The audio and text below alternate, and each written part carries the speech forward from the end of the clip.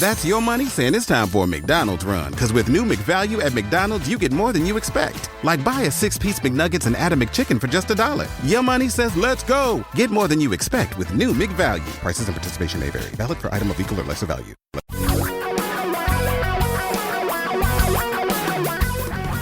Reality radio for a really great future. We're talking real money. Hi there. Welcome to Talking Real Money, the podcast only. I'm Don McDonald. Thanks for listening. Today I'm going to take a bunch of your emailed in questions, no phone call questions, because I found out from one of the listeners who sent me an email or a note through talkingrealmoney.com that for some reason the answering system got misconfigured somehow. I tried to fix it. I ended up having to call tech support and they fixed something at their end. So it works now. So you can call 855-935-TALK with your real vocal type questions anytime you want. You can still send them in too. 855-935-8255 is our phone number. TalkingRealMoney.com is the website where you can send your questions in. And let's go right to one of those questions that was sent in. Let's see. This one says, "Hi, I am confused about this. I turned 70 in September 2019. Well, happy birthday. My understanding in reading the IRS rules is that I can take the required minimum distribution at 70 and a half by April 2020, of which the amount would be determined by my 2019 year-end balances. Or do I use 2018? Then in 2021 and each year thereafter, I would have to take the minimum for year-end balances for the year ending in 2020. I guess I'm trying to clarify that I do not have to take two distributions in one calendar year.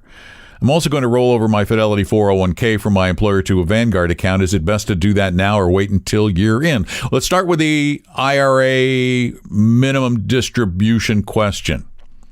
You are required to take a minimum distribution from your IRA in the year you turn 70 and a half. That means by the end of that year. You will not turn 70 and a half, though, until 2020. So your first distribution has to be taken in 2020. However, you do not have to take your first year distribution by the end of the calendar year. You can delay that until April 1st of the next year. In other words, you could delay it until April of 2021.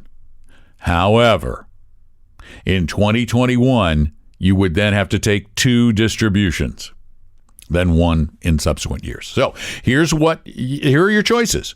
You can either take your distribution, your first RMD distribution, by December 31st, 2020, because that's the year in which you turn 70 and a half, or you can take two distributions in 2021. So, yeah, you'd have to take two distributions if you delay that first one. As for rolling over the Fidelity 401k to a Vanguard IRA, timing doesn't matter at all because it's going from one tax-deferred account into another tax-deferred account. There are no taxable considerations, no tax considerations. You're basically moving from securities in one account to securities in another. There's nothing that you should do because doing anything would actually involve a modicum of trying to time the market, which, of course, we don't believe is a very good idea. One of our favorite things is answering your questions, so send them in via talkingrealmoney.com. Hit the contact link, or call us at 855-935-8255 and leave your question, record it, and we'll get it on the show or the podcast. Or you can actually call the show live. This coming weekend, we're actually on the radio taking calls live. That would be October 26th. From noon to 2 Pacific time or 3 to 5 Eastern time at 855-935-8255. Let's go to our next question sent in from TalkingRealMoney.com. This one comes from Orlando. Hey, pretty close to where I live. Hello, Tom and Don, or Don and Tom, actually. I'm hearing a lot about all of the index investments that money has been pouring into, and as a result, the market may not be able to sustain the average growth due to too much money going into index funds. Is it possible that too much money may be going in and it may be watering down or creating a collapse of some sort? I look forward to your response. Thank you for all that you do. I keep hearing this argument, and it's an argument that's been around pretty much ever since index funds started, that basically they are contrary to the American way of, taking risks and taking chances and betting on the future, and that they're going to destroy the markets. I've heard that over and over and over again, and I continue to hear it, and it hasn't happened yet. We are now at about a third of all of the investable assets out there, the investable equity assets, investable, that are in index products. It's not doing anything now. I don't believe there is a number that we can get to that would dampen the returns of the stock market. I don't think that they can make the market inefficient, because you will always have people who want to beat the system, who believe that there are inefficiencies. And by the way, there are inefficiencies. The big time players, the multi-billion-dollar players, will be able to exploit inefficiencies in the market, and in some cases just outright cheat without getting caught. But you and I can't do it. That's why we're stuck with indexes. We're stuck with being average. We let them play the game, and then we gradually along the way join them for the ride up. And the ride up occurs because the economy grows. This is not a zero-sum game, and that's our problem. We keep thinking that for every winner, there's a loser. That's not the case. Trading, for every winner, there's a loser. Actually, there are more losers than winners. But we're buying the economy when we globally index or globally passively invest. So we need to stop worrying, all of us, about indexing damaging the markets. All it damages are stockbrokers who are trying to get you to trade or buy actively managed funds. That's who it's hurting. It's not going to hurt you. So keep doing it for the foreseeable future.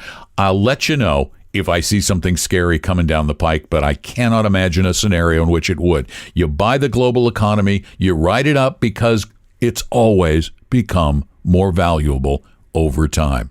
Check everything we do out at talkingrealmoney.com. That's where you can listen to the podcast. That's where you can get a lot of great information. You can even subscribe to our newsletter, Real Investing Journal. You can set up an appointment with one of our advisors. And I promise you one thing, if you want to just talk to somebody for a little while about your issues, and they're more complex than we can do here on the podcast, set up an appointment with an advisor at talkingrealmoney.com. I promise you, we are not like Ken Fisher.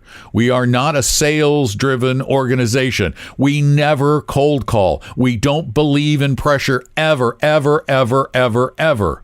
And I am so confident in that if we ever pressure you or kind of push you into doing anything, call the show live and call me on the carpet, because I'm pretty sure it won't happen. If it does, I'd want to know.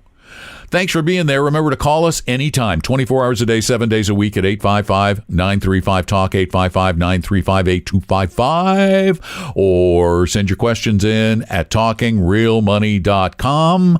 Please, please, please subscribe to the podcast on your favorite service, particularly Apple Podcasts, and we really appreciate it when you share the word, tell friends, send them a link to the podcast. It's really easy to do. There's a little button over there, you send them a link, and have more people listen, because the more the merrier, and the more people who listen, the better off our country's going to be. I mean that. If people invest better, quit getting ripped off, we'll all be better off. Thanks again for listening. I'm Don McDonough. Talking real money. We hope you realize that the information provided on Talking Real Money is for educational and hopefully enjoyable purposes only. Providing personalized financial planning or investing advice takes time, so please consult with a really good fee-only fiduciary investment, tax, or legal advisor. We know a good one. Investing must always involve risk. In other words, you can and probably will lose money at times. Also, as much as you want it, no one can accurately, consistently predict the future. So past performance doesn't tell you a darn thing about what the future will bring. Unlike many other programs that say something similar, Talking Real Money is not trying to get you to buy or sell any financial products or securities. Instead, the program is provided as a public service by Vestry, a fee-only registered investment advisor. Thanks for listening, and please visit talkingrealmoney.com for more information and disclosures. That should keep the lawyers happy.